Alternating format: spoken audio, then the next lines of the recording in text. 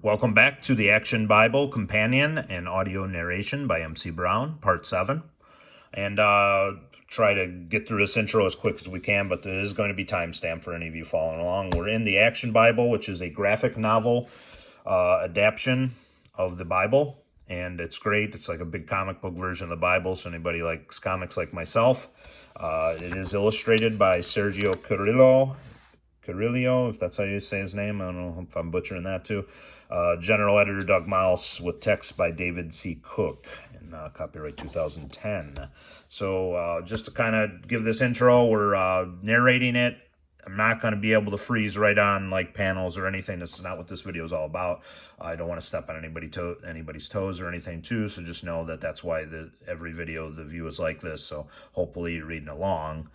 Or it's just going to inspire you to get it. So that's the whole point of this too, and help me get through it too. And yeah, I'm going to mispronounce words too. I want to apologize ahead of time. I got some friendly feedback with that too, or names specifically. So if I do, please feel free dropping a comment. If you spell out the correct, the pronunciation wise, then I will make the correction if I'm still in the middle of that character story, or give you a shout out obviously for it. And yeah, if I haven't got to comments and I've already read ahead on the videos, that's because I may have recorded in advance. But as soon as I see some of the comments and catch up to where I'm reading, I will definitely make that correction. We started on Christmas Day to 2021, and we're just trying to knock these out. So where we left off, we had finished page 70. So, and I will timestamp these as I've always done. I found it very helpful. The feedback has been good with that too, just like the pronunciation feedback. I appreciate that. So where we had left off in part 6 was finishing page 70. So with this one, we'll resume back on 71. So we'll jump right in with thank you guys for joining us here. This is part 7. The Stolen Blessing, based on Genesis 27.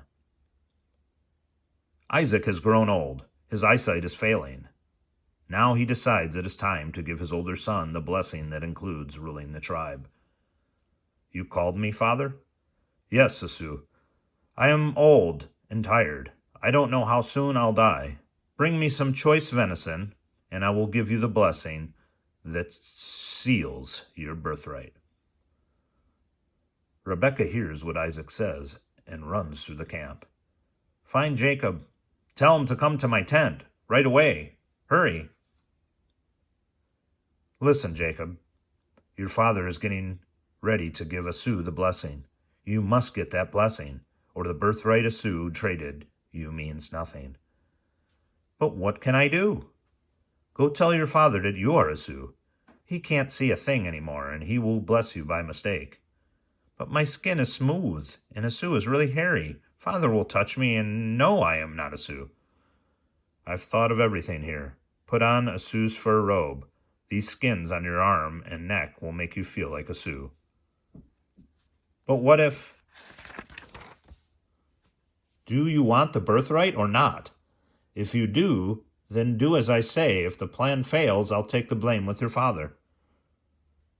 You're right, Mother. Give me the food to take to Father. Father, I have brought you the meat you asked for. Eat and give me your blessing. How did you hunt the food so quickly? The Lord helped me. Yes, the Lord helps those who obey. Come near me so I can make sure you are my older son before I give the blessing. It's strange. The voice sounds like Jacob, but the hands are Esau's. Are you really Esau? Yes, I am. Will he believe me? He does. God give you the riches of the earth. Let the people serve you and nations bow down to you. Be master over your brothers. Cursed be everyone who curses you, and blessed be everyone who blesses you. No sooner has Isaac given the blessing than Jacob rushes out of his father's tent. Mother, the blessing is mine. But what will Esau do? No matter what Esau does, the blessing is yours. Not even your father can take it back now. But while Jacob and his mother are rejoicing, Esau returns. Esau prepares the meat and takes a large tray of it to his father. "Father, eat the food I've brought you and bless me."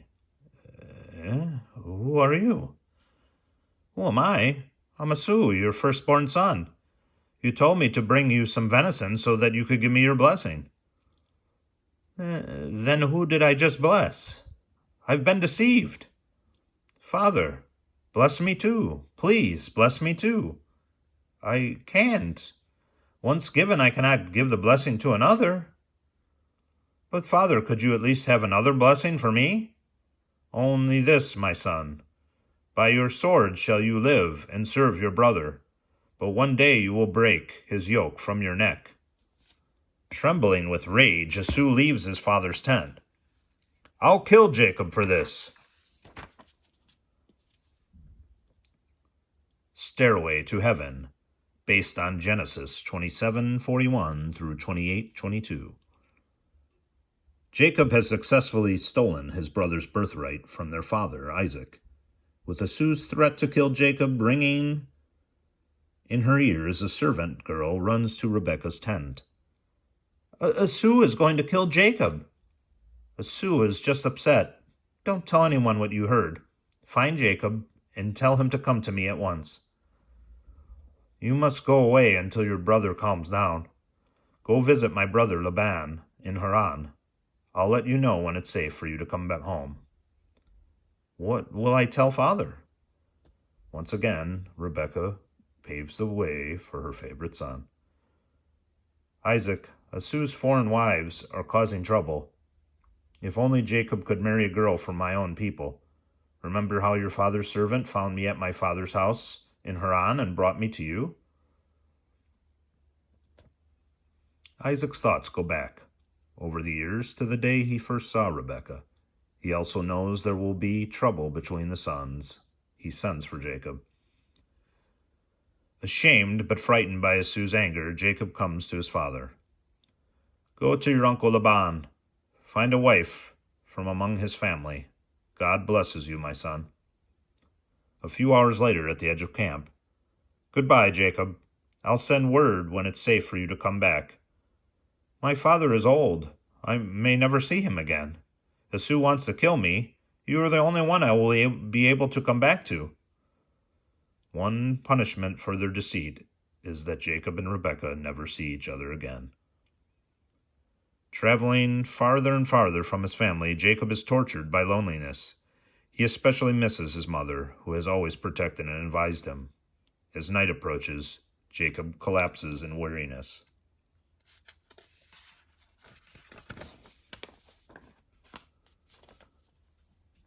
That night, he dreams of a shining stairway reaching up to heaven. On the stairway, angels go up and down as if bringing help from God. And Jacob hears God speak to him, promising to take care of him and bring him safely home again.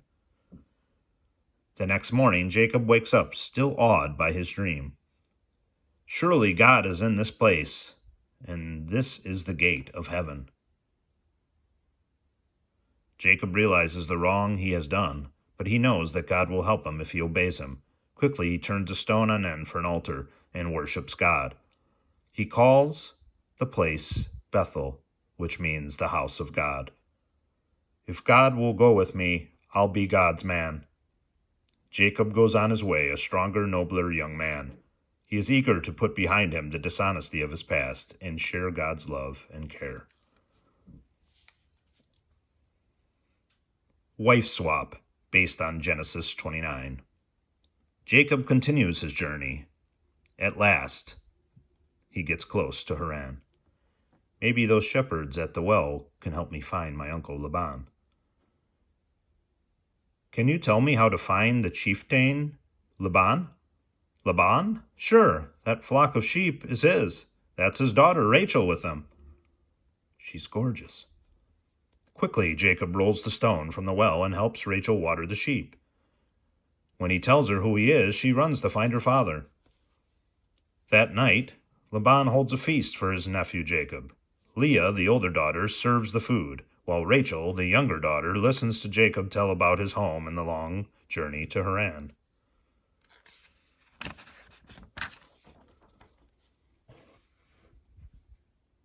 A month later, Laban makes a bargain with Jacob. Well, enough freeloading. If you start working for me, I'll pay you. What's your price? I'm in love with Rachel. I will work for you for 7 years if I can marry her.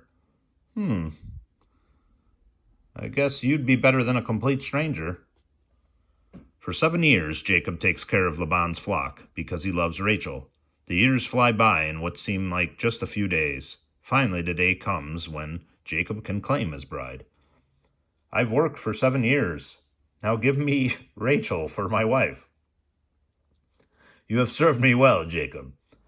I'll arrange a wedding feast right away. At the end of a joyful wedding feast, Laban brings his daughter to Jacob. Jacob, here is your bride. Rachel, I've waited 7 years for this moment. But in the morning, daylight, Jacob discovers that Laban pulled a switch. You gave me Leah, not Rachel, for my wife. The trickster has been tricked himself. Laban has conned Jacob the same way Jacob conned his father and Esau. I couldn't very well give my younger daughter away before my older daughter was married. You may have cheated your older brother out of his birthright, but that's not how we do things here. But Rachel's the one I love. I worked 7 years for her. Tell you what, promise to work for me for another 7 years and you can marry Rachel next week. For Rachel, I'll do it. Laban tricked me, Rachel. I love you, and I'll work 7 more years so I can marry you. I do love you, Jacob. I want to marry you too.